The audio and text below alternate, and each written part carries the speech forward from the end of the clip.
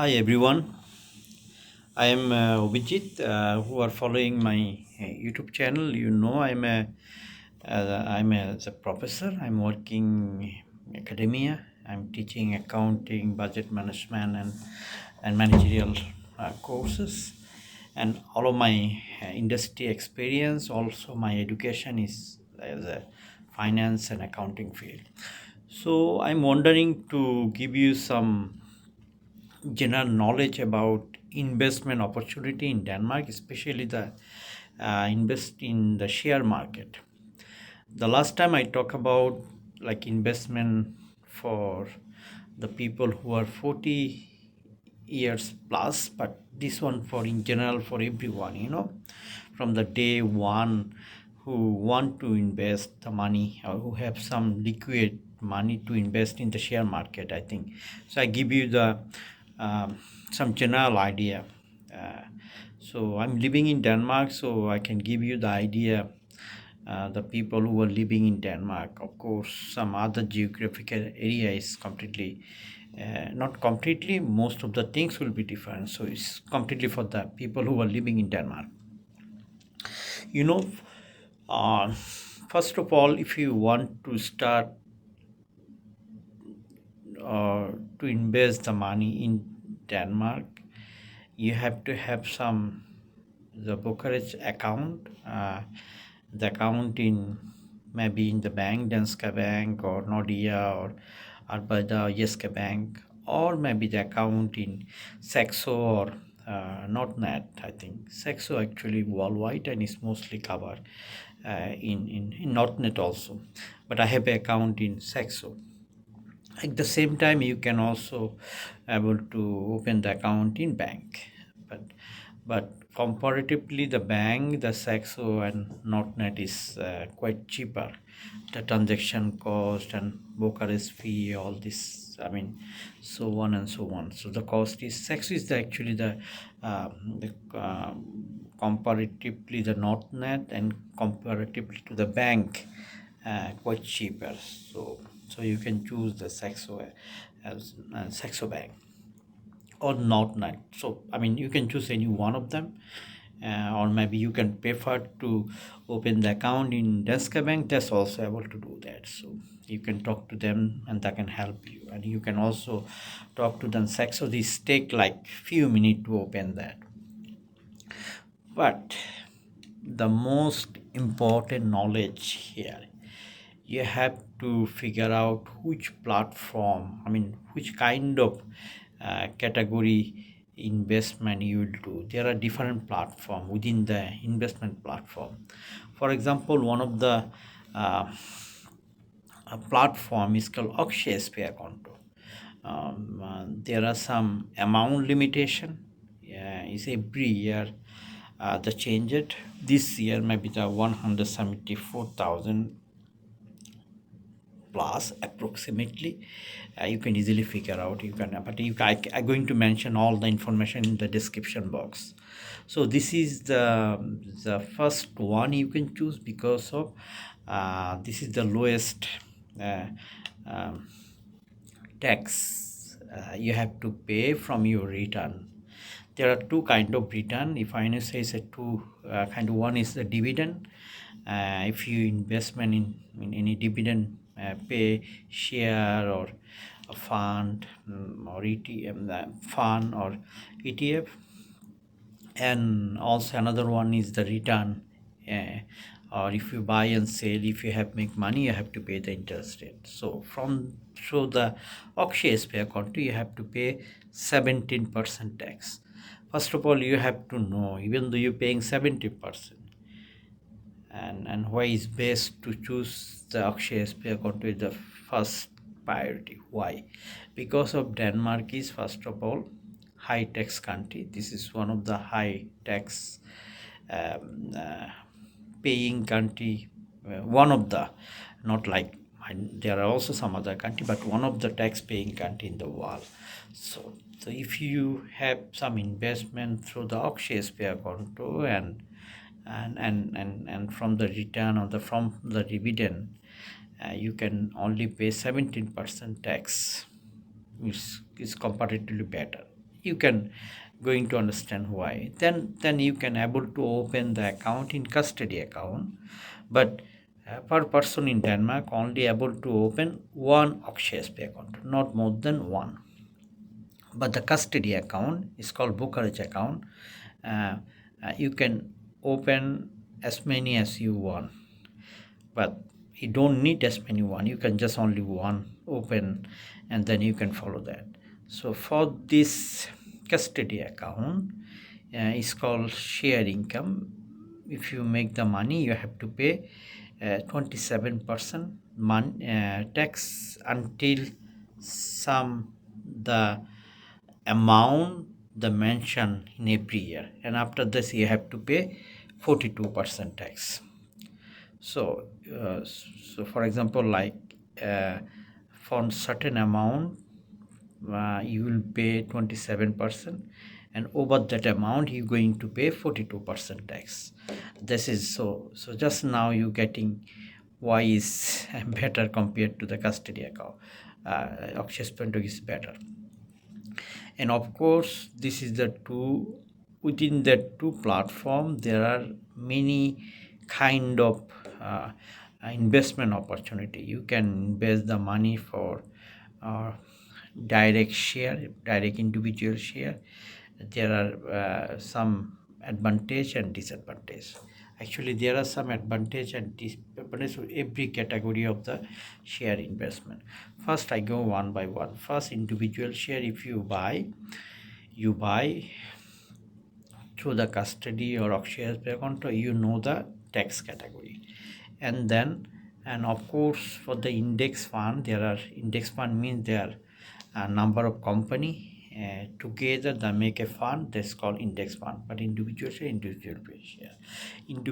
you're going to get the dividend when the company pay, but index fund you're going to get only one time dividend at the year end. That is the negative side, but the good thing is you don't have to be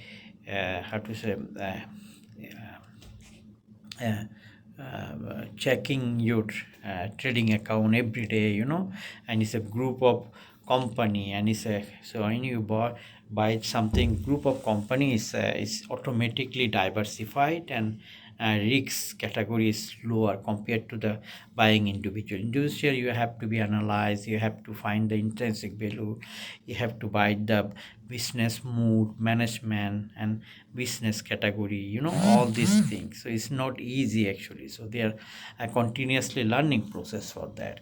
For the beginner, I recommend you go for index fund. Then the another thing is, of course, dividend is from out of only except the Akshay account, rest of other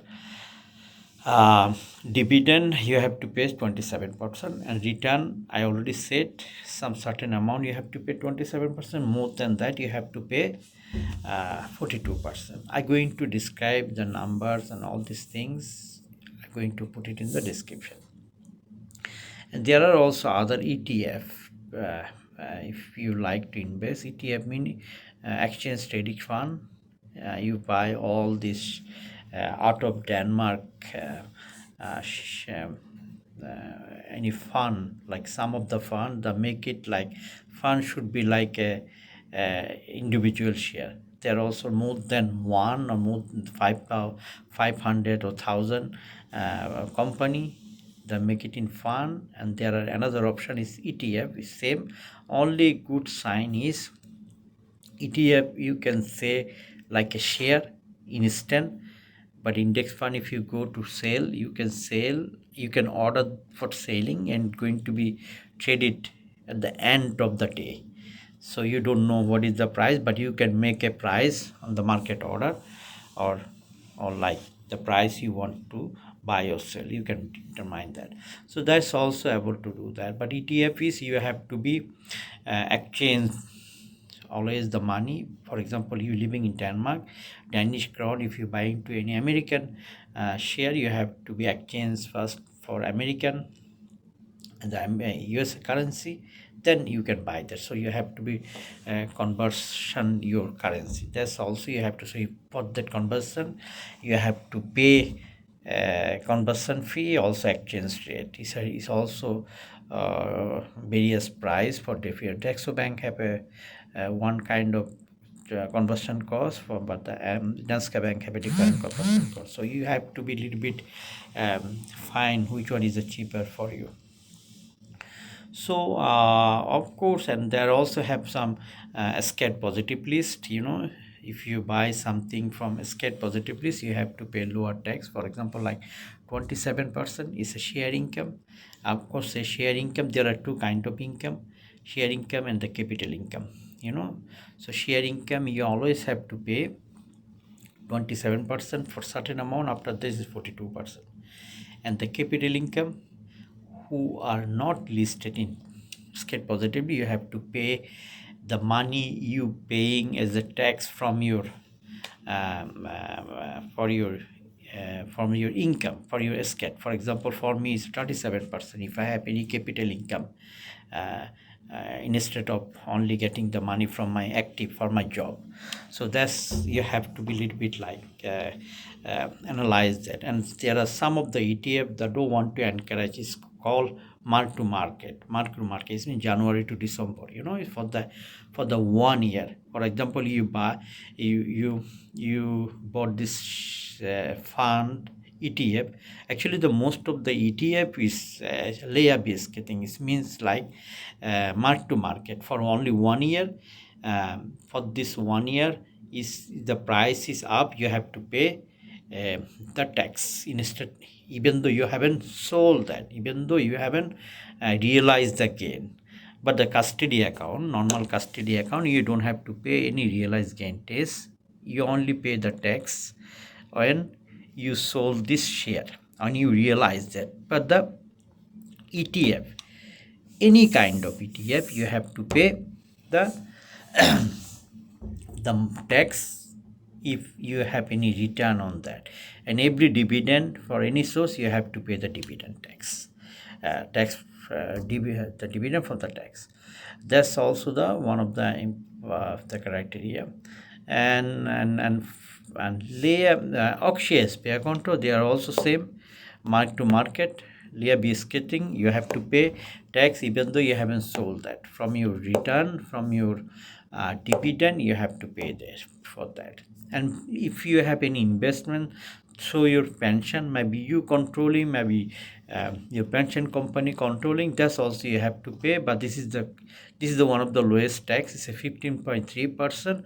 But some of the times, sometimes you can control your pension money, and sometimes there are no option to control for you to control that, because they don't allow to do that. So it depends on the pension company. Danica, if someone have a Danica, you are able to do that. Pension Denmark, I know that you are able to do that, but you have but so you have to be a little bit find out which company able to do that. So this is the basic guideline. Of course, it's a disclaimer. This is not like a disclaimer for you, please. This is my general idea, I just share for you. If someone want to invest, you have to be a little bit research on that. You have to be a little bit gather the knowledge and then make a decision.